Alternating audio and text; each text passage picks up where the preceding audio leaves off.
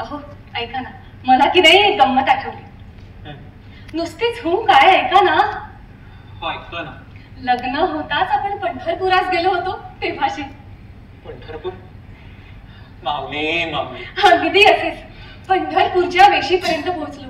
समोर मंदिराचा कळस दिसला आणि स्वारी मोठ्याने माऊली माऊली असे म्हणत मंदिराकडे धावत सुटली. मला तर बाई हसूच आले. किती ती ओढ दर्शनाची. रुक्मिणी, त्या पंढरपूरच्या माऊलीचा महिमाच तसा आहे. आईच्या कुशीची ओढ असो किंवा त्या पंढरपूरच्या माऊलीच्या भेटीची ओढ, दोन्ही अगदी समसमान. साऱ्या विश्वाची माऊली आहे ती, विश्वातील साऱ्या अनाथांची माऊली. अहो हे काय काय नाही रुक्मिणी, दक्षिण काशी म्हणतात पंढरपूरला. माऊली माऊली. नमस्कार, मी डॉक्टर गौरी पंडित. संगीत माऊली या नाटकात मी रुक्मिणीबाईंची प्रमुख भूमिका करते. हे नाटक रुक्मिणीबाई आणि विठ्ठलपंत यांच्या जीवन प्रवासावर आधारित आहे. त्यांचा संपूर्ण अगदी तारुण्यापासून अंतापर्यंत असा पूर्ण प्रवास या नाटकात आपण दाखवला आहे. आणि हे नाटक अतिशय सुंदर आहे. तर सर्व प्रेक्षकांना माझी विनंती आहे की तुम्ही आवर्जून या आणि ही कलाकृती पहा.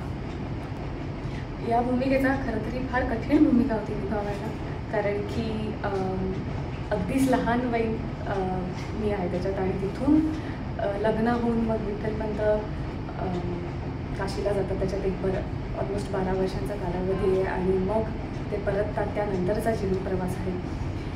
तर असं पूर्ण ट्रान्झिशन आहे या भूमिकेत. तर प्रत्येक रोलचा, प्रत्येक स्टेजचा अभ्यास मला करायला लागला की कोणत्या स्टेजमध्ये कशी रिॲक्ट होईल, कशी वागेल ती. सो या आणि अतिशय म्हणजे दुसऱ्या अंकात ही बरीच सिरियस भूमिका आहे. तर मग बऱ्यापैकी तिचा अभ्यास करून मी त्या पद्धतीने व्यक्त होण्याचा प्रयत्न केला. श्री प्रमोद पवार जे या नाटकाचे दिग्दर्शक आहेत, त्यांनी मला सांगितलं की मी मुळात गायिका आहे, माझं हे पहिलंच संगीत नाटक आहे. तर त्यांनी मला सांगितलं की तू अभिनय करू शकशील. आणि मग मी थोडं धाडस केलं अभिनय करायचं आणि ते छान जमून आलं. त्यांनी फार उत्तम रीतीने मला मार्गदर्शन केलं, डिरेक्ट केलं आणि छान वाटतं हा अभिनय करायला, हा रोल करायला. तो मन मोहन मन मोहन, तो मन मोहन, तो मन मोहन, तो मन मोहन. कृष्ण सावळा राजभवनी आला,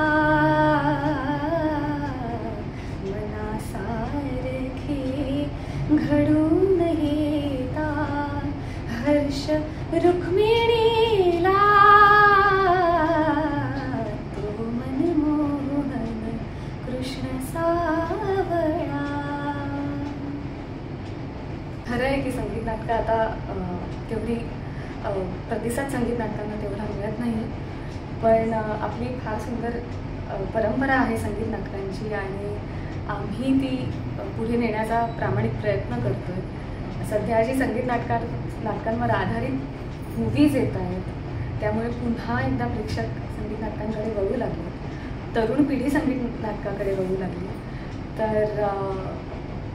तर मी एवढंच म्हणेन की ही लाईव्ह कलाकृती असते, यात काहीही एडिटेड नसतं. जे कलाकार सादर करतो ते प्रेक्षक अनुभवतो. तर म्हणजे मूवीसोबत तुलना केली तर ही हा लाईव्ह परफॉर्मन्स असतो, त्यामुळे हा जास्त आनंददायी आहे असं मला वाटतं. आणि संगीत नाटकांना लोकांचा प्रतिसाद आणखी उत्तरोत्तर वाढावा अशी आमची इच्छा आहे, त्यामुळे जरूर या. मी मुळात शास्त्रीय संगीत वयाच्या 7व्या वर्षापासून शिकायला सुरुवात केली. तिथून आतापर्यंत अनेक फॉर्म्स म्हणजे क्लासिकल, सेमी क्लासिकल, गझल, नाट्यगीत सर्व फॉर्म्स मी गात आले.